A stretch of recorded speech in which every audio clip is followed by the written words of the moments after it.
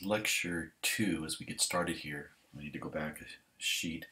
Um, we want to look at the reasons that people join interest groups and the reasons that interest groups have remained rather strong and continue to grow, even though there is a downside to that growth, as we'll see.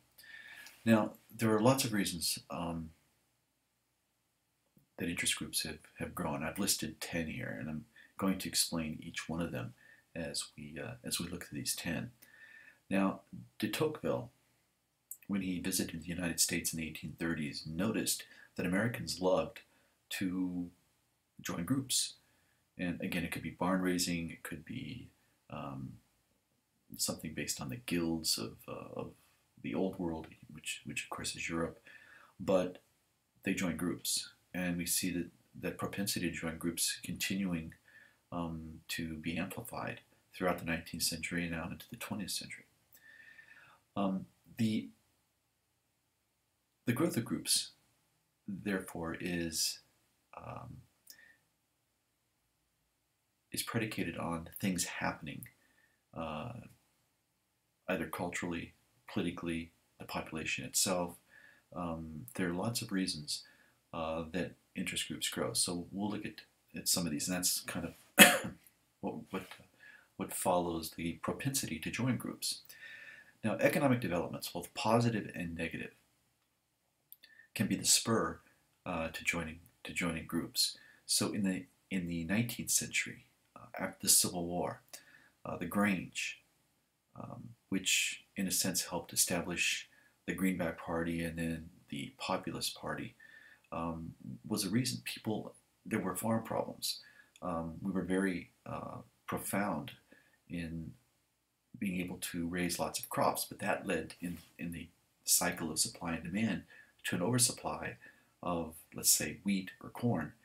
And that, of course, cut prices, and farmers needed to band together in order to not only get better prices for their products, but at the same time to also battle the railroads, who charged sometimes exorbitant transportation fees for moving the crops from the field to the silo.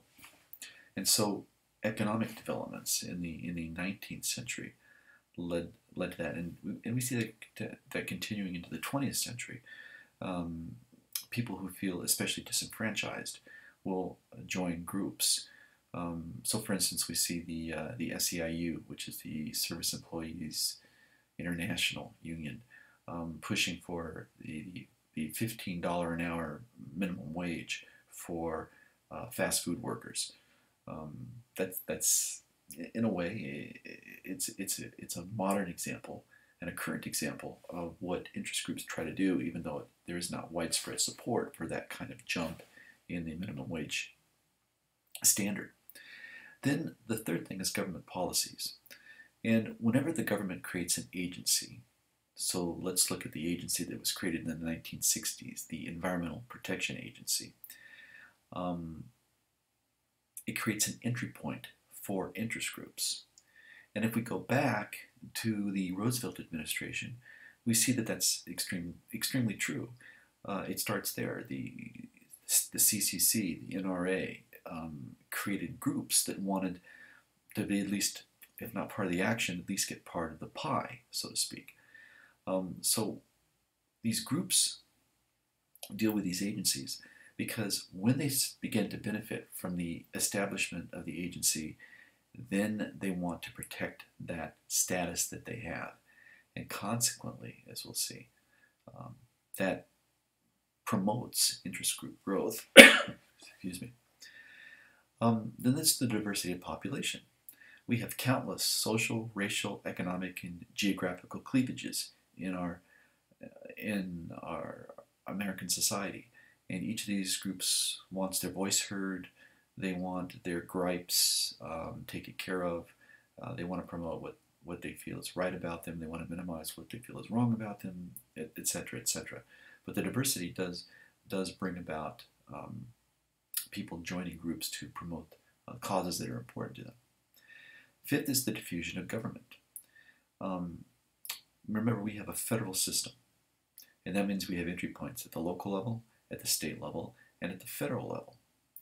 And that means that there's plenty of places in which a group can argue its case. And the more places there are to influence policy, the more organizations there will be to exercise that influence. And that diffuses the power of the government because it's constantly trying to deal with all of these groups at multiple entry points. And it scatters and certainly makes the government's efforts less focused. Because remember, where political parties are broad, interest groups are narrow. And so therefore, when you've got a lot of groups with narrow interest, it's very difficult to establish policy.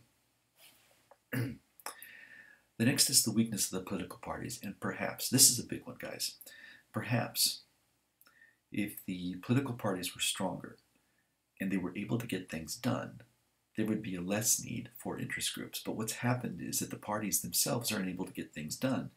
So active people, interested Americans, those who have a sense of efficacy, join groups. And the interest groups, therefore, have filled the power vacuum that in the 19th century and the first part of the 20th century was filled by political parties. Remember, political parties are still linkage institutions, as are interest groups. But whereas political parties may not be on the wane, certainly interest groups are still on the rise. Now, all this happened because, as we saw in chapter 9, chapter 8 and 9, the reason that interest groups have been able to grow was the change in laws that governed the lobbying process. And so FICA, starting in the early 1970s, brought about the explosion of PACs, and that has led to a number of reforms. Remember that with the BRCA, or BCRA, excuse me, the Bipartisan Campaign Reform Act, they tried to rein in some of those reforms that they had let things loose in the 1970s, and they've been very unsuccessful in trying to do that. Now, those 1970 reforms actually caused a reaction by groups who probably had ruled the roost in a lot of ways prior to the 1970s. But these groups, which were primarily conservative and business-oriented, began to look at this excess of liberal activism. Because if the reforms of the 1970s can be described in any one way, is that there was a liberal impulse to them.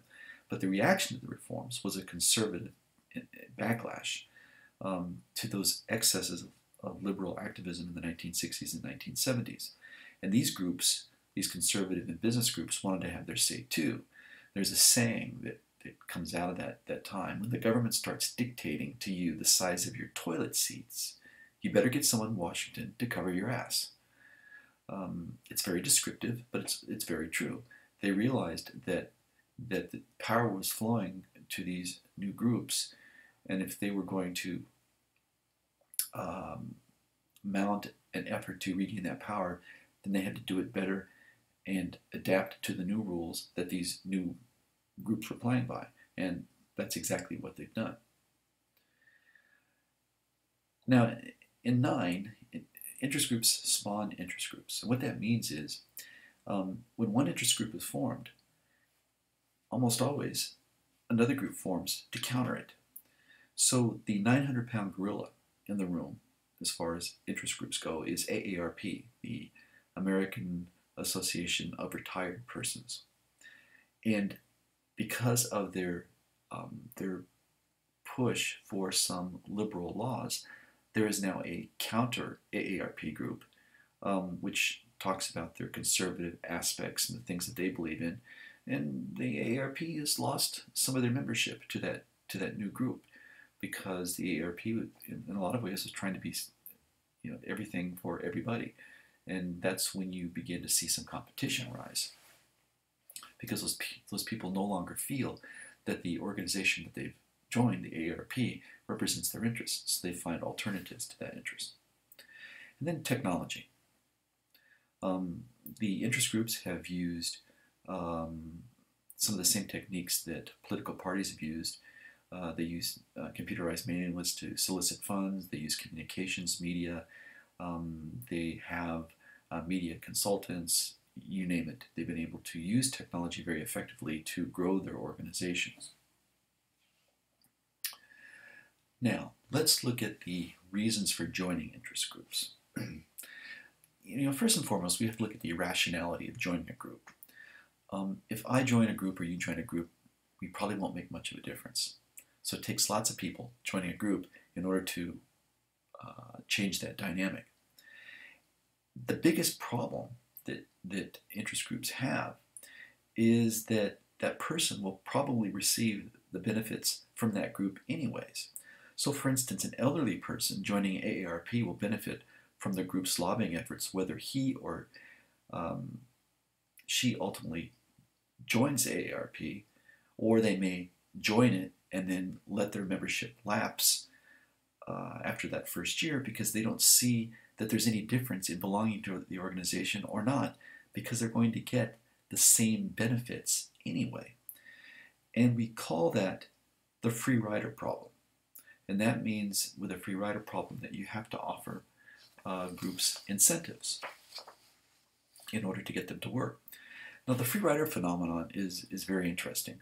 In 1965, a researcher by the name of Mancur Olson published a seminal work in the field of interest group research. And this was the logic of collective action. Now your book talks about the Olson laws. And in this work, Olson explained the difficulty of interest group formation and maintenance of that group once it's established.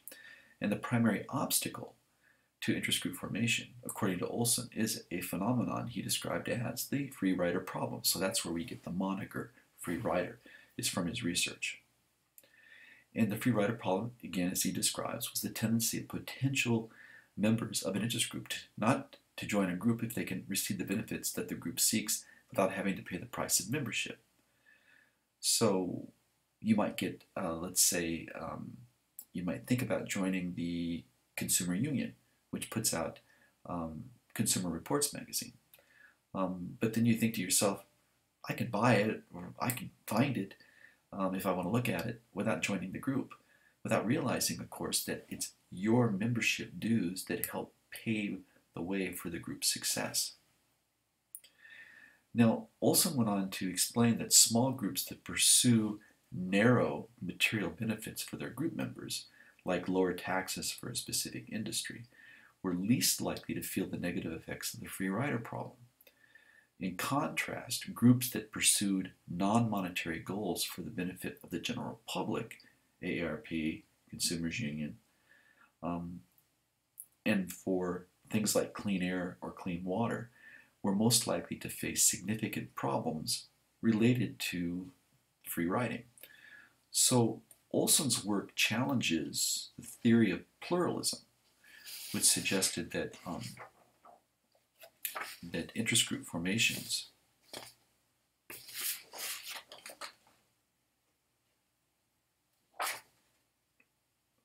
and I missed somewhere here I messed up with my notes.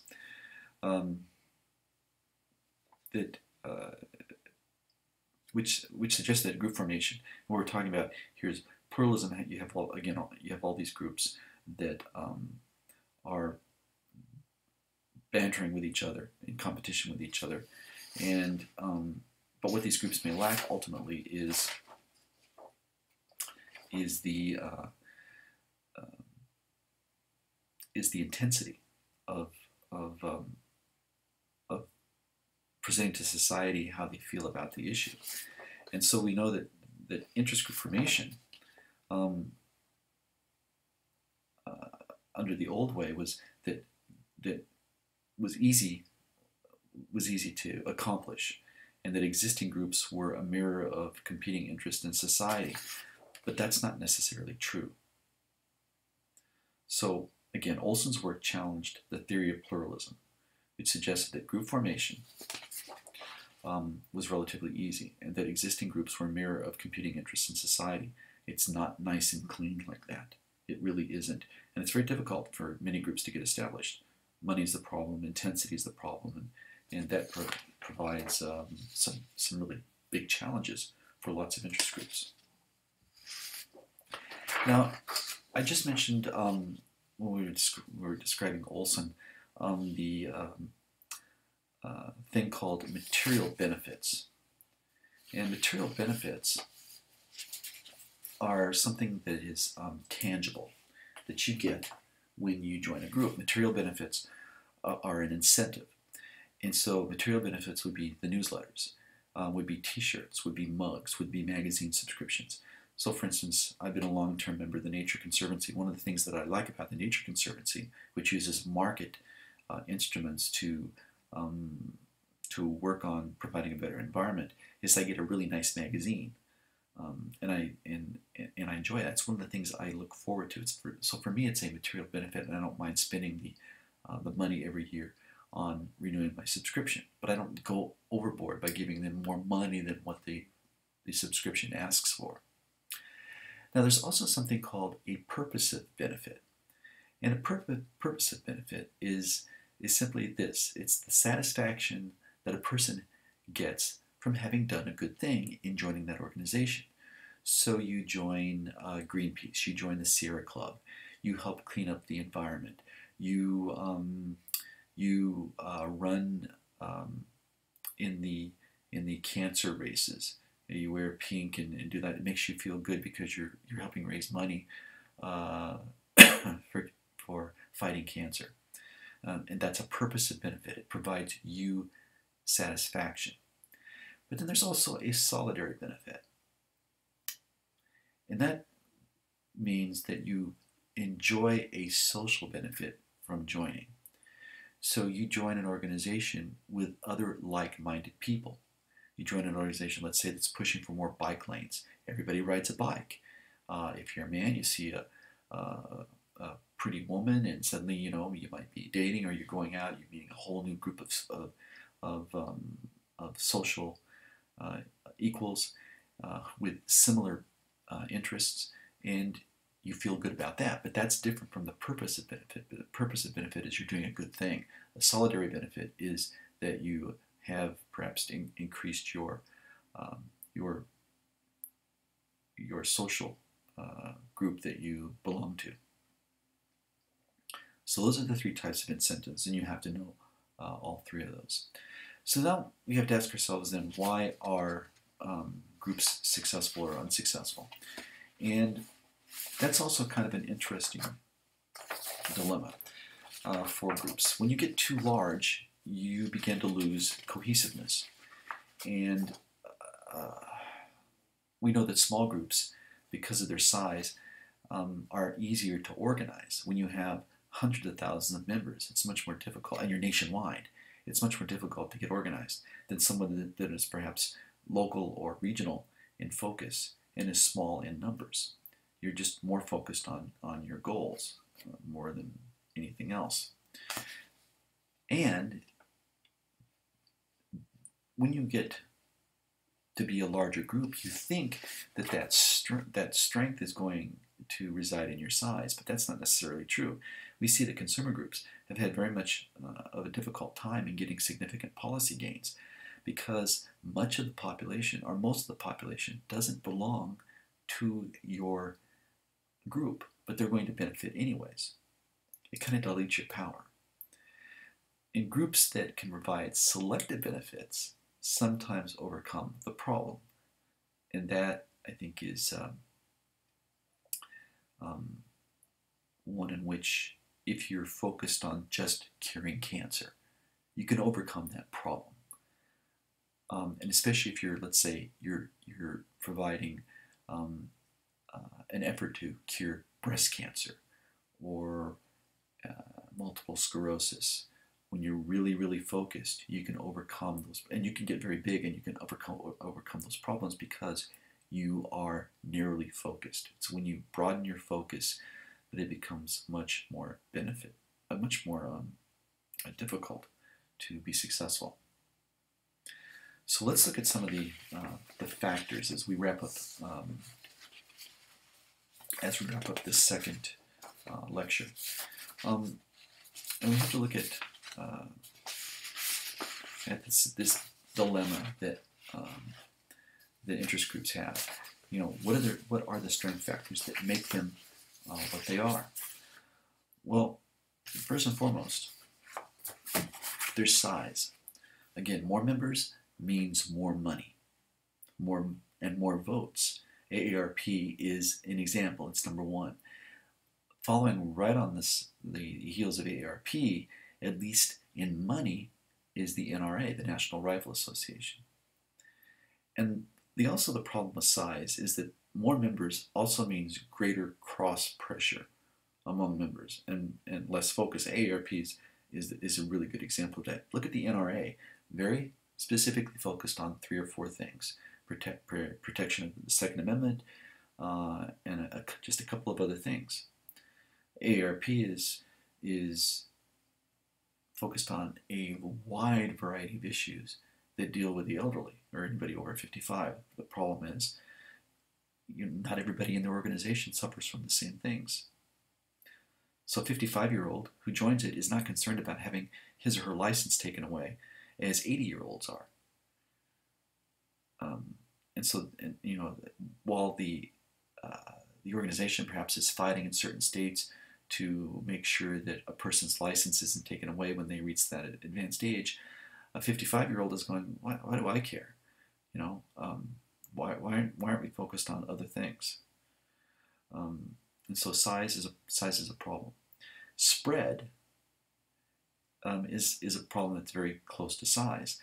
The degree to which a group's membership is either concentrated or dispersed, this is a geographical problem, is very problematic. So we know the Sierra Club, its strongest membership is in the West, along the Pacific Coast, in California and Oregon and Washington, with less of a nationwide membership. That allows them to be more strong than, let's say, Greenpeace, who is nationwide and finds it much more difficult to focus on something that is local or regional. And when your membership is dispersed nationwide, you have a difficulty. You have very much of a difficult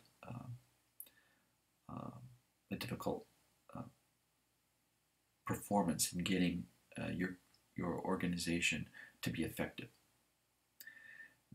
And that leads to commitment and cohesiveness.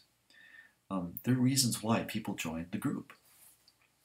And a member who joins a group solely for getting a good deal on life insurance, let's say, is less committed than one who joins because he or she feels deeply committed to the cause. And so a lot of groups, AARP is one of them, again, lacks what we call cohesiveness. And there's another thing that we find interesting. Single issue groups, which do have a great deal of cohesiveness, have a laser-like focus. Their interests are very narrow. They don't like compromise. That leads, believe it or not, to cohesiveness. And when you have a sense of cohesiveness, you also seem to be more emotional about your issue, and emotion provides is a catalyst, and it provides for a psychological advantage over those who don't have cohesiveness. So it may be more likely for these groups to use protests and other means of political participation that is not traditional in nature. The worst of the anti-abortion groups like Operation Rescue and others sometimes didn't seem to have a problem. Doctors were shot in their own homes. Simply they said, hey, they take the lives of the unborn, and so basically it's just life paying them back. They didn't see many times a problem. not it wasn't a moral issue, and it wasn't a legal issue when people who performed abortions were hurt. And that's kind of an emotional and a psychological response to a situation that they don't like. Now, organizational structure is simply decentralized or decentralized. And what that means is that an organization like the Sierra Club may have chapters in every state. They're decentralized, even though they may have a strong national headquarters in Washington. The NRA is one of those that is decentralized, so to speak, but the national headquarters wields a great deal of power within the organization. And let me step back just for a second. They're probably more centralized, but then because they're focused on just certain issues, even if they have organizations in all 50 states, they're all on the same page of the book. Leadership is important.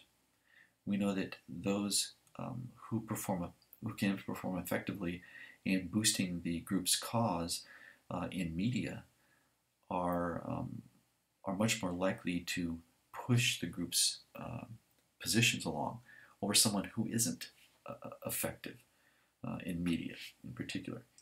And then, of course, there's resources.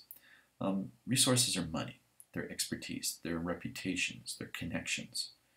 And we'll see how those connections work when we look at, again, our second look at iron triangles and subgovernments. So that's our look at the reasons that interest groups become what they are, and the building blocks for why interest groups have grown, or sometimes struggle with their size. The next time, in Lecture 3, we're going to look at the types of interest groups that exist out there. And then we'll look at tactics, then we'll look at lobbying, and there's probably going to be 5 or 6 lectures for this section.